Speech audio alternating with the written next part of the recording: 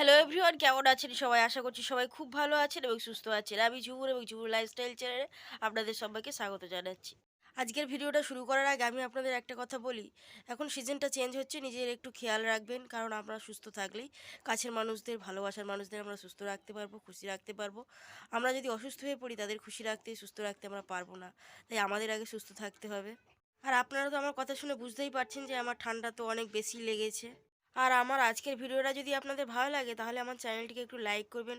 আপনাদের একটা লাইক আমাকে অনেক উৎসাহিত করে এবং সাহস এবং ভরসা জাগায় অনেক ভালো ভালো ভিডিও বানাতে, এবং বন্ধুদের সাথে চ্যানেলটা শেয়ার করবেন এবং আশা করব সাবস্ক্রাইব করে আমার পাশে থাকবেন, আমাকে সাপোর্ট করবেন। আজ সকালে ঘুম থেকে উঠে প্রথমে আমি চলে গেলাম আমার বন্ধুদের কাছে, গিয়ে দেখলাম বাবা বন্ধুদেরকে খেতে দিচ্ছে। এটা হচ্ছে বাচ্চা গরু, একে তাই একটু খড় আর একটু ফ্যান দিয়েছে।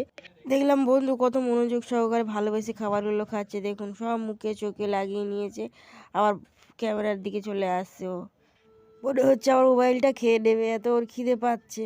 আর এটা হচ্ছে মা গরুদের খাবার, মা গরুদের খাবারটা বাবা রেডি করছিল, কারণ ওদের দুধ দেওয়ার আগে ওদের তো খেতে দিতে হবে, ওদেরকে খেতে না দিলে ওরা তো দুধ দেবে না, তাই ওদের খাবারটা বাবা রেডি করে নিচ্ছে।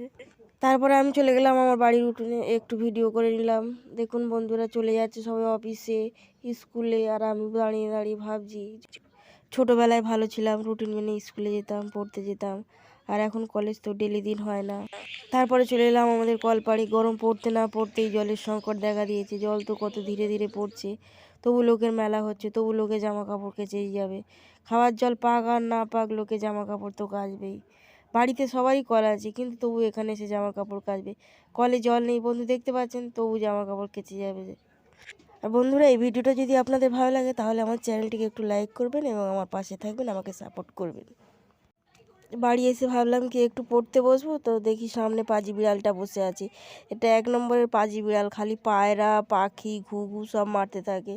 আর দেখুন কি করছে, দেখুন রেগে গেছে, আমি যে ওকে বকা দিচ্ছি ও রেগে গেছে, দেখুন মনে হচ্ছে খুবই রেগে গেছে আজকে।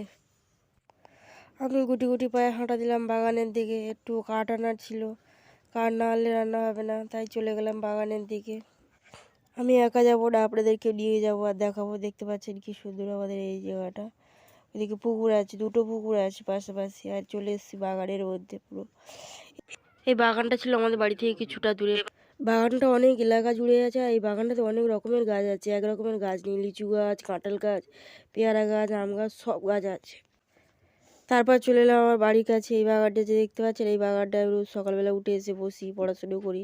এই বাগানে একটু রোদ আছে, আমাদের আমাদের বাড়িতে তো একটু রোদ থাকে না। দেখুন বাগানে এখনও টুলটা রাখা রয়েছে, ওই টুলটার উপর আমি বসেছিলাম আজ সকালবেলা।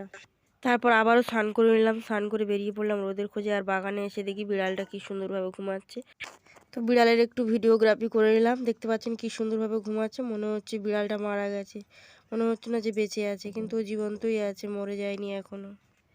তো দেখতে পাচ্ছেন বন্ধুরা, বিড়ালটা কি সুন্দর চুপটিভাবে শুয়ে আছে। ও এরকমভাবে শুয়ে থাকতে থাকতেই কবাস করে একটা পাখি কিংবা পায়রা ঘুঘু ধরে নেবে, নিলেই আমাদের ঝামেলা বাড়িয়ে দেবে। আর আমরা সেই পাখি পায়রা ঘুঘু ওদেরকে বাঁচাবো, ট্রিটমেন্ট করবো। আর আজ দুপুরবেলা আমাদের বাড়িতে হয়ে গেল কিছু ফুলের বড়া, ফুলেরও আবার বড়া হয়। আর এই ফুলগুলোর নাম জানা থাকলে অবশ্যই কমেন্ট করে জানাবেন। আজকের এই ভিডিওটা এই পর্যন্তই রাখছি, বেশি বাড়াচ্ছি না। দেখা হবে নেক্সট ভিডিওতে, ততক্ষণ ভালো থাকবেন, সুস্থ থাকবেন, নিজের খেয়াল রাখবেন। আর যদি ভিডিওটা ভালো লাগে, তাহলে চ্যানেলটিকে সাবস্ক্রাইব করে দেবেন। Thank you so much. টাটা, বাই বাই।